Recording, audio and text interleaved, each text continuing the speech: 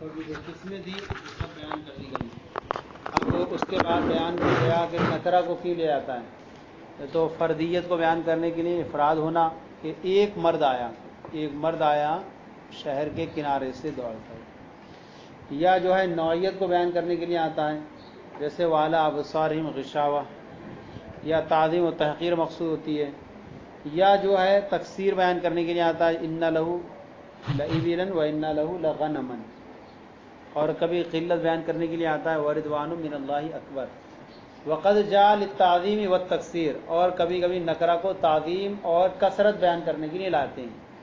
اچھا, یہ چیزیں جو رہتی ہیں اس کے اندر ہم نکرہ لاتے ہیں, اس نکرہ کے اندر یہ چیزیں لفظ کے اندر نہیں رہتی, بلکہ ہمیں کہیں نہ کہیں یا تو آگے کی عبارت نکال کر کے وضاحت کرنا ہوتی ہے, اور یہ چیزیں جو ہیں عام طور پر جلدی سمجھ میں بھی نہیں آتی ہیں. یہ چیزیں اس کے لیے جو ہے مشق و ممارست, مطالعہ اور سیاق کلام, قرائن, یہ چیزوں سے سمجھ میں آتا ہے کہ نکرہ کس معنی پر دلالت کر رہا ہے. ان چیزوں کے لیے جتنا آپ پڑھتے جائیں گے تو اس موقع محل کے اعتبار سے سمجھیں گے کہ یہاں پر ہم تعظیم کا معنی کریں گے, تحقیر کا معنی ادا کریں گے. وقد جاء للتعظیم والتکثیر, اور کبھی نکرہ کو تعظیم اور کثرت بیان کرنے کے لیے آتے ہیں جیسے وَإِن يُكَذِّبُوكَ فَقَدْ كُذِّبَتْ رُسُلٌ, اور اگر وہ آپ کو جھٹلائیں فَقَدْ كُذِّبَتْ رُسُلٌ, تو رسولوں کو جھٹلایا گیا, تو رسولوں کو جھٹلایا گیا. اگر آپ کو جھٹلائیں تو اس سے پہلے رسول من قبلک, تو آپ سے پہلے اور رسولوں کو بھی جھٹلایا گیا. تو یہاں جو رسول جو نکرہ ہے اس کے دو معنی کر سکتے ہیں کہ بطور تعظیم بھی ہے, بطور تکثیر بھی ہے.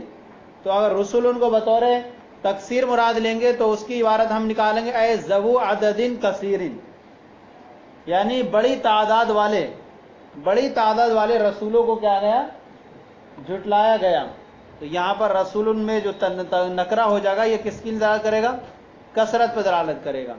اور اگر اس سے مراد لیں آیات عظیمہ, ذو آیات عظیمہ, ایسے رسولوں کو جھٹلایا گیا جو بڑی نشانیوں والے تھے. تو اب بڑی نشانی ہونا یہ بھی خود عظمت پہ دعویٰ کرتی ہے, بڑی نشانی ہونا, اور جو لے کر کے آئے گا وہ خود صاحب عظمت بنے گا. تو اس سے مراد کیا ہو جائے گا, بڑی نشانیاں کسے دی جائیں گے, وہ خود جو خود عظیم ہوگا. تو آیت عظیم ہے تو وہ خود بھی عظیم. تو یہاں پر جو ہے رسول جو نکرہ یہ عظمت پر تعظیم پر دلالت کرے گا. تو ایک ہی جو ہے نکرہ کے اندر آپ جو ہے معنی دونوں پیدا کر سکتے ہیں, بس جو ہے عبارت کی تھوڑا رد و بدل کرنا ہوگا. ومن تنکیر غیری, اور کبھی کبھی نکرہ لایا جاتا ہے مسند الیہ کے علاوہ کے نکرہ. کبھی نکرہ ومن تنکیر غیری, کبھی مسند الیہ کے علاوہ کو نکرہ لانا کس لیے لاتے ہیں, للافراد, فردیت کو بیان کرنے کے لیے, افراد کو بیان کرنے کے لیے, نوعیت کو بیان کرنے کے لیے لایا جاتا ہے. جیسے واللہ خلق کل دابۃ مما, اللہ تعالیٰ نے ہر جاندار کو پیدا فرمایا پانی سے. یہاں دو ہے نکرہ, ایک دابہ نکرہ ہے اور ایک ماں نکرہ ہے اس کے اندر. تو لفظ دابہ, اس دابہ سے مراد ہم فردیت لے لیں اور ماں سے مراد نوعیت مراد لیں. فردیت کیسے, اب اس کا ہم اسی حساب سے پھر ہمیں عبارت نکال کے یوں ہی اس طرح ترجمہ کریں گے کہ ہمارا فردیت کا معنی ظاہر ہوتا ہو. خلق کل فرد من افراد الدواب, تو افراد وہاں لینا پڑے گا. خلق کل فرد من افراد الدواب, افراد دواب میں سے ہر فرد کو پیدا فرمایا, من فرد نطفۃ معینۃ لابی, اپنے باپ کے ایک معین نطفے کے فرد سے, ہے نہیں.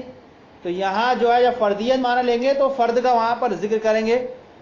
خلق کل فرد من افراد الدواب, افراد دواب میں سے ہر فرد کو اس کے باپ کے نطفے معین نطفے سے پیدا فرمایا. تو یہاں فردیت کا معنی ہو جائے گا.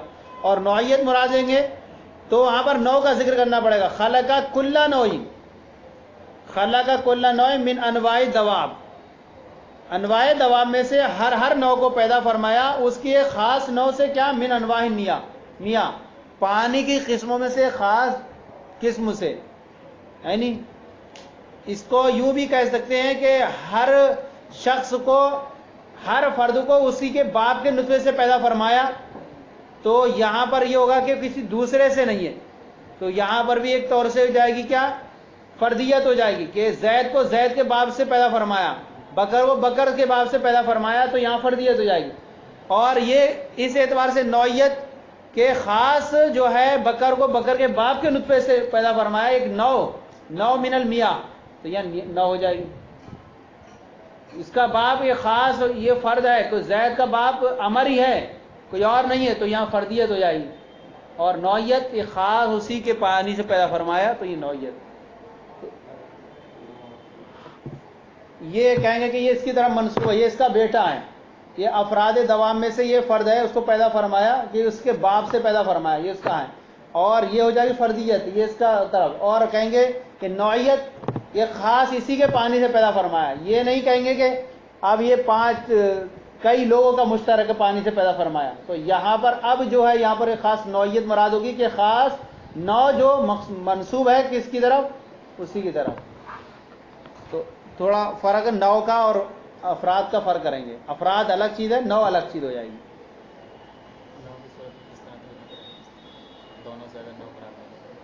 دابہ سے مراد ہم فردیت لیں گے، اور نو میاں سے مراد لیں گے ہم نوعیت مراد لیں گے۔ ایک ہی چیز سے دونوں چیزیں مراد نہیں لے رہے ہیں۔ تو آپ کہیں گے ہر افراد دوام میں سے ہر فرد کو پیدا فرمایا، کس سے؟ من المیاں، ایک خاص قسم کے پانی سے۔ اب آرام سے دونوں کا ہو جائے ایک خاص قسم، تو دونوں کا معنی الگ الگ ہو جائے گا۔ والی تعظیم، اور نکرہ کو لایا جاتا ہے تعظیم کے لیے۔ ہاں نوعیت ہو جائے گی۔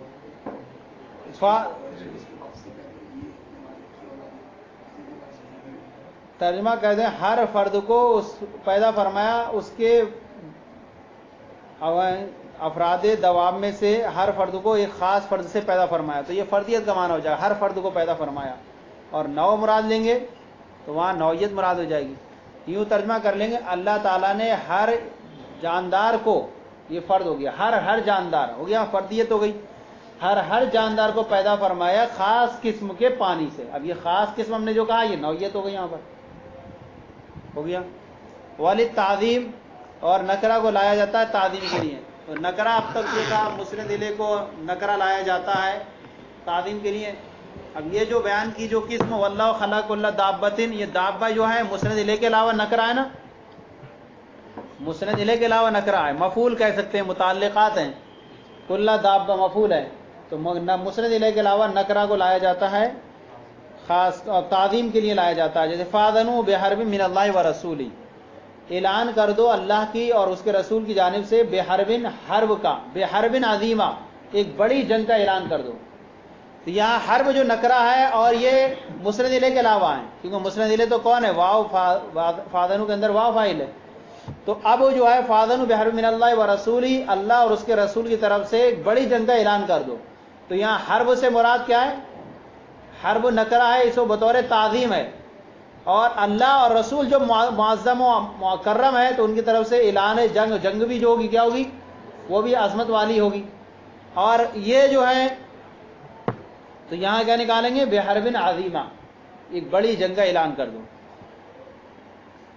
اور یہ جو ہے ساری چیزیں جو ہیں آپ اس کو پیچھے والے کلام کو اور آگے والے کلام کو جب دیکھتے ہیں تو وہ ساری چیزیں سمجھ میں آتی ہیں کہ وہ لوگ جو اللہ اور رسول کی مخالفت کرتے ہیں، ان کو تکلیف دیتے ہیں، تو ایسے لوگوں کے ساتھ کیا ہونا چاہیے؟ ان کے ساتھ شفقت ہونا چاہیے، کیا ان کے ساتھ لڑائی ہونا چاہیے؟ تو وہ لڑائی کا ہوگا، تو یہ پتہ چلے گا کون سی ہونا چاہیے؟ وہ لڑائی عظیم ہونا چاہیے۔ تو یہ جو ہے صاحب کے کلام سے پتہ چلتا ہے۔ والد تحقیری، اور کبھی کبھی نکرہ کو لایا جاتا ہے حقارت بیان کرنے کے لیے، جیسے ان نظن الا ظنا۔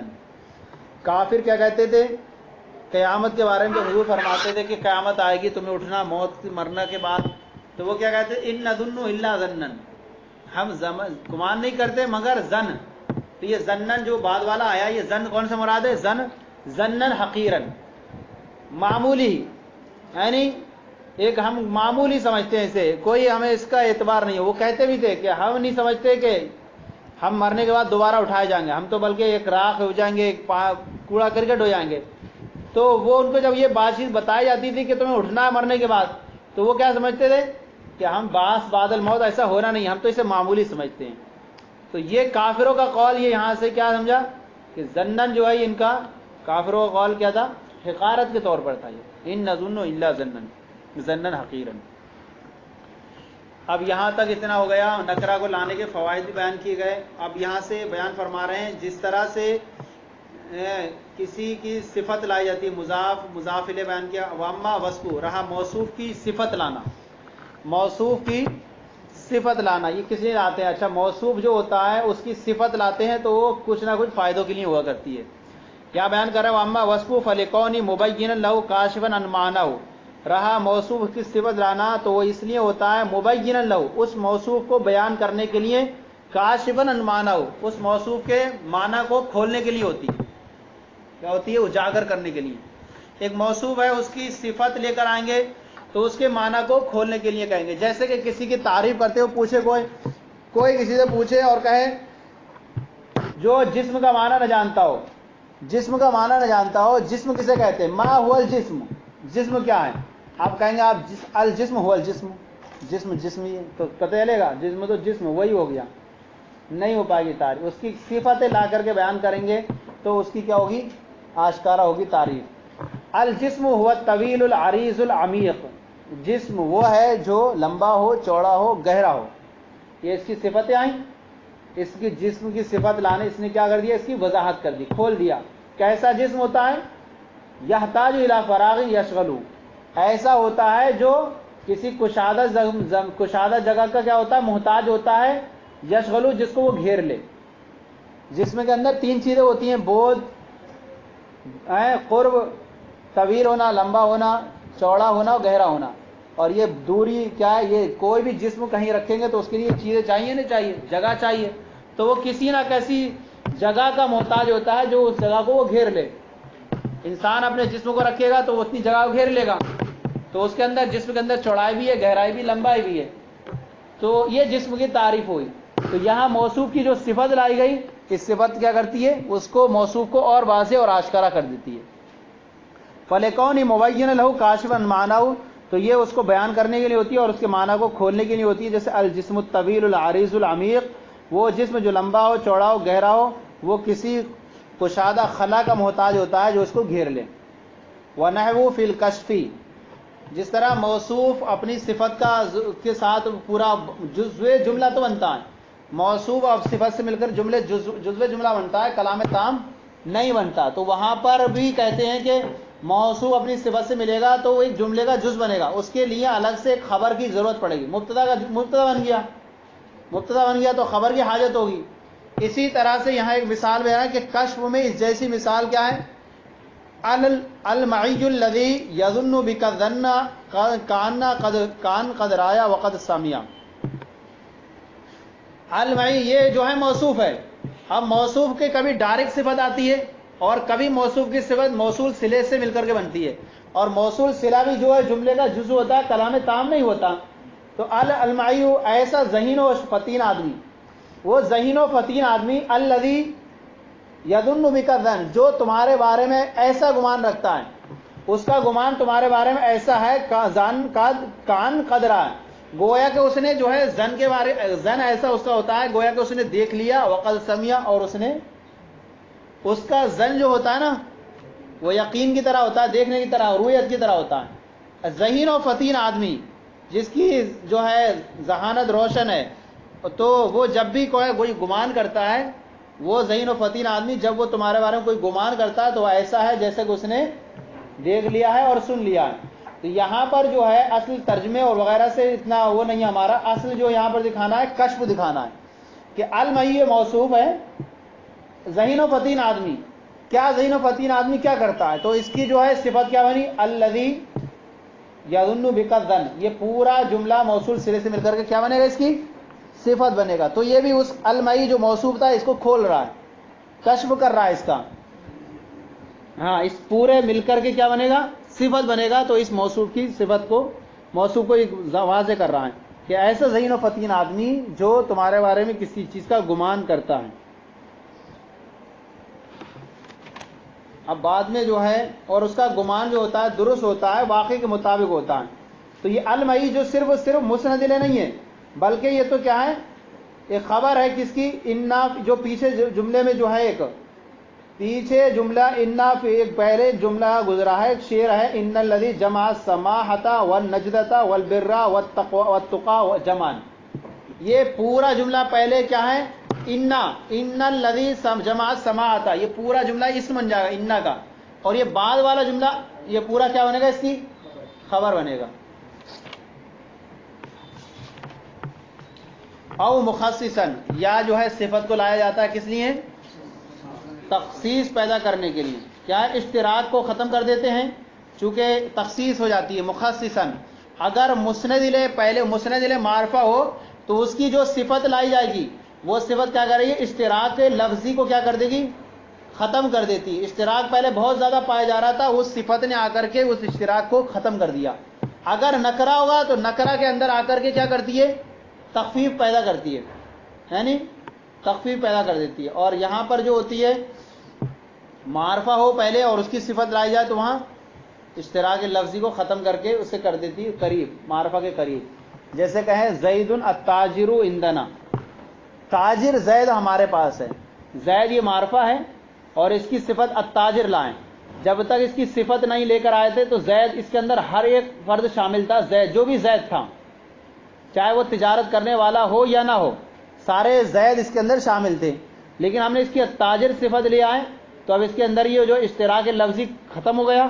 ہر فرد اب جو زید کا تھا وہ شامل نہیں ہوگا، وہی شامل ہو سکتے جو تاجر ہوں گے. تو تخصیص کو پیدا کر دیتی ہے.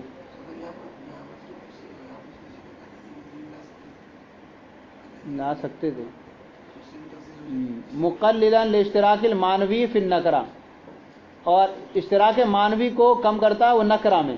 اشتراک مانوی تو یہ زید التاجر عندنا، زید جو تاجر ہے وہ ہمارے پاس ہے.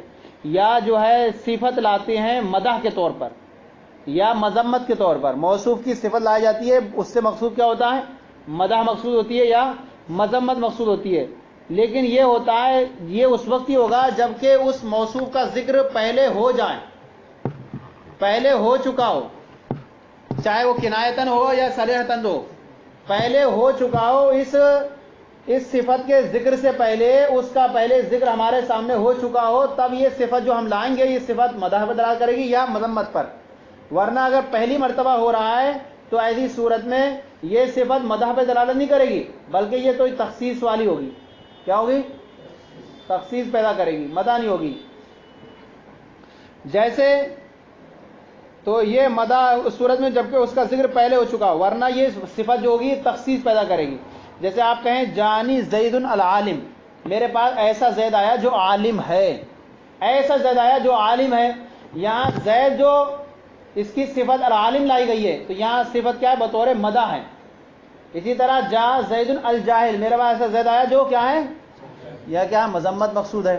لیکن کیا ہے؟ حیث یتعین قبل ذکری، یہ اس وقت متعین ہوگا اس کا صفت مدح ہونا، یہ صفت مذمت ہونا قبل ذکری، اس صفت کے پہلے، ذکر سے پہلے ذکر ہو چکا ہو اس کا. اب دوبارہ ہم لاتے ہیں ہم جو صفت تو وہاں مدح کے طور پر ہوگی یا مذمت کے طور پر.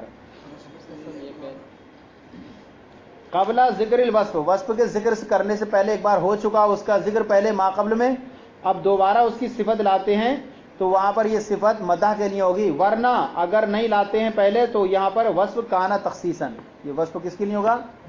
تخصیص کے لیے ہوگا. تخصیص الگ چیز ہے اور مدح الگ چیز ہے. زید التاجر جیسی مثال ہو جائے گی، پھر کیا بن جائے گی؟ زید التاجر میں وہ تعریف نہیں ہے، وہاں تعریف ہے نہیں، تعریف ہے، وہاں پر کیا ہے؟ تخصیص ہے.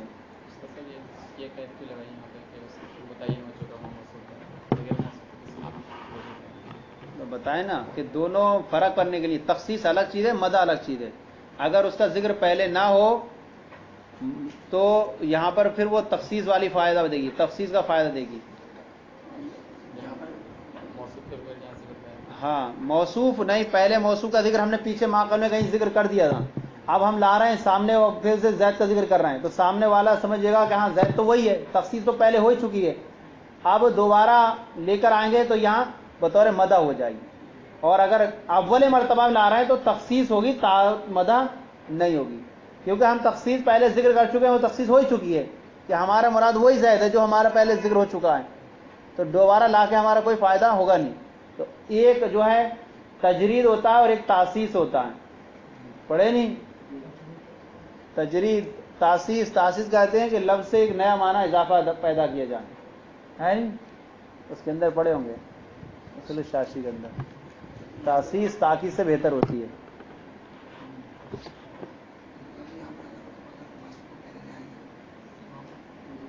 وہاں پھر تخصیص ہوگی، جیسے زید التاجر میں تخصیص ہے نہیں ہے، زید التاجر میں تخصیص ہے، مدہ نہیں ہے، وہاں پر تاجر زید آیا، تخصیص کر دیا، ساروں کے اندر شامل تھی سب چیزیں، کوئی بھی ہو سکتا ہے زید، اتنا سمجھ میں نہیں آ رہا کیا؟ ابتدائی کلام میں پیش کریں گے تو وہاں تخصیص ہوگی، پہلے ذکر ہو چکا ہے اس کا ما قبل میں، پھر لا رہا ہے تو وہاں پر تعریف ہوگی۔ زید التاجر میں تخصیص ہے، تعریف نہیں ہے وہاں پر، تو اگر یہاں پر ذکر نہ ہو جائے گا تو صرف زید جانی زید العالم، یہ ویسی بن جائے گا جیسے زید التاجر جیسا کلام بن جائے گا۔ او تاکیدن، یا جو ہے موصوف کی صفت لائی جاتی ہے، یا کہہ سکتے ہیں تاکید لائی جاتی ہے، کس طور پر؟ اس طور پر تاکید کو کیوں لایا جاتا ہے؟ یا تاکید کے طور پر لایا جاتا ہے، تاکید کے لیے صفت لائی جاتی ہے موصوف کی تاکید بیان کرنے کے لیے، جیسے امسد دابرو کانا یومن عظیمن، امسی معنی خود گزشتہ کل ہوتا ہے، اور دابر خود کیا معنی اس کا؟ گزشتہ کل، اس کا معنی بھی کیا ہے؟ گزرا ہوا کل۔ تو اب دوبارہ کہ امسی کی تاکید پھر دابور سے ہو گئی، کیسے؟ دابر سے ہو گئی، تو اب کہیں گے یقینی یا پورا گزشتہ کل، پورا گزشتہ کل ایک بڑا دن تھا، کیا تھا؟ بڑا دن تھا، تو امسی کی تاکید لائے دبور سے، تو کیا ہے؟ موصوف امسی ہے اور اس کی صفت دبور ہے، تو یہاں پر کیا ہے؟ صفت لے کر کے آتے ہیں تاکید کے لیے، امسی جو دلالت کرتا ہے دبور پر، گزرے ہوئے زمانے، اور دابر یہ اس کی صفت ہے تاکید کے طور پر، تاکید کے طور پر لائیں۔ اب کہیں گے مکمل گزرا ہوا دن، یہی تو کہہ سکتے ہیں تاکید کے لیے، مکمل گزرا ہوا دن ایک بڑا دن تھا۔ واما توقید فلت تقریری او دفع توہم تجوزی او استحبی او عدم شمول، یا جو ہے مسند الیہ کی یا موصوف کی صفت لے کر آتے ہیں، کس لیے؟ تاکید لے کر کے آتے ہیں تقریر کے لیے۔ تقریر مطلب سامع کا وہم جو ہے، سامع کے ذہن میں یقینی طور پر مسند الیہ کو ذہن میں پورے طور پر محفوظ کرنے کے لیے تاکید کس لیے آتے ہیں؟ تاکہ مجاز کا یہ کہ شک کا وہم نہ رہے، شک کا وہم نہ رہے، اس طور پر کوئی دوسرا اس کے بدل کا گمان کرنا کر سکے۔ جیسے ہم کہیں جا زیدن زیدن، تو یہاں زید پہلا والا مؤکد ہے اور زید دوسرا تاکید ہے، اس کی جو تاکید لائی گئی یہ کوئی یہ ہو سکتا تھا کوئی اور سمجھ لے اگر ہم نہ لاتے کہ زید نہ آیا ہو بلکہ بکر آیا ہو، لیکن ہم نے دوسرے والے زید کو لا کر پہلے کی تاکید کر دی کہ اب دوسرے کے بارے میں گمان نہ کیے جائیں، تو ثبوت کے لیے۔ یا جو ہے مجاز کے وہم کو دفع کرنے کے لیے تاکید لاتے ہیں، مجاز کا وہم دفع کرنا اس طور پر کہ متکلم جو ہے سوچ رہا ہو کہ سامنے والا یہ سوچ رہا ہو کہ اس نے مجاز کے طور پر ان کا نام ذکر کر دیا ہے، جیسے کہا ہے قطع اللص الامیر، امیر نے چور کا ہاتھ کاٹ لیا، امیر نے چور کو گرفتار کر لیا، امیر نے چور کو گرفتار کیا، اب یہاں پر جو ہے الامیر لائیں، اب یہاں پر ہو سکتا ہے کہ سامنے والا یہ سمجھے کہ امیر کا نام لے دیا ہو مجازن، اصل گرفتار کرنے والے کون ہو؟ اس کے جو ہاں غلام ہو یا کوئی ہو، لیکن جب دوبارہ الامیر لے کر آئے امیر نے ہی جو ہے چور کو پکڑا ہے نہیں، یا نفسہ لیا، قطع الامیر نفسہ، امیر نے بذات خود جو ہے چور کو پکڑا، تو یا نفسہ تیسرا تاکید لفظی یہ پیدا کرتی ہے، ایسی تاکید معنوی پیدا کرے گی، تو مجاز کا وہم دفن ہو جائے گا۔ یا صحب کا وہم دفع کرنے کے لیے، صحب کیا کہ اس نے جو ہے بھول کر اس کا نام لے دیا ہو لیکن کوئی اور دوسرا ہو، تو صحب کو دفع کرنے کے لیے بھی جو ہے تاکید لاتے ہیں، جیسے کہ کہا جائے جان الرجلان کلاہما، میرے پاس دو مرد آئے، الرجلان یہاں تک ہم نے کہا تھا، تو یہ ہو سکتا ہے کہ بتا رہے تقریباً ایک آدمی کو دو کہہ دیا ہو، ہے نہیں، کبھی کبھی آدمی کو کہہ جاتا ہے جماعت کہہ دیا جاتا ہے، تو کلا جب رجلان ہم نے کہا تھا تو ہو سکتا تھا کہ ایک آدمی آیا ہو لیکن اس کے دو کہہ دیا ہو، لیکن جب اس کی رجلان کی صفت ہم نے تاکید لیا کلاہما، دو ہی آدمی آئے، تو کیا ہو گیا؟ صاحب کا جو تھا وہ ختم ہو گیا یہاں پر۔ یا عدم شمول عدم شمول کا جو وہم ہوتا تاکید لا کر وہ عدم شمول کے وہم کو دفع کر دیتے ہیں. عدم شمول یعنی یہ احتمال تھا کہ پورے لوگ شامل نہ ہو اس میں، لیکن کیا ہے یہاں پر ایسی ذکر کر دیا ہے صراحتاً، جیسے اذ قالت الملائکۃ، ملائکہ کہا، اس سے مراد کون ہے؟ صرف خالص جبریل امیر مراد ہے وہاں پر. اذ قالت الملائکۃ یا مریم ان اللہ یبشرک بکلمہ، وہاں کون مراد ہے اس سے؟ تو ایسی ہو سکتا ہے کہ جمع بول دیا گا، اس سے کوئی ایک فرد مراد ہو یا کچھ فرد مراد ہو. تو عدم شمول کا وہم دفع کرنے کے لیے وہاں تاکید لاتے ہیں، جیسے فسجد الملائکۃ، ملائکہ نے سجدہ کیا. اب یہاں ہو سکتا تھا کہ 50,000 نے کیا ہوگا، تھوڑے بچ گئے ہوں گے، ہے نہیں، توڑوں نے نہیں کیا ہوگا، تو سب پر کیا ہے نام دے دیا گیا ملائکہ نے سجدہ کیا. لیکن جب اس کی تاکید لیا کلہم، ساروں نے سجدہ کیا، تو کیا ہو گیا؟ سارے جو عدم شمول کا وہم تھا وہ ختم ہو گیا، اب سب شامل ہو گئے نا سجدہ کرنے میں. اسی طرح اب یہ تھا کہ سب نے تو چلو سجدہ کیا ہو لیکن الگ الگ کیا ہو، آج نے ایک نے عصر کے ٹائم، ایک نے ظہر کے وقت میں کیا ہو، لیکن کہ اجمعون سب نے ایک ساتھ جمع کی، ایک ساتھ سجدہ کیا، تو وہ بھی وہم ختم ہو گیا. تو یہ کیا ہو گیا؟ عدم شمول کو وہم دفع کرنے کے لیے تاکید لے کر. چلو ہو گیا.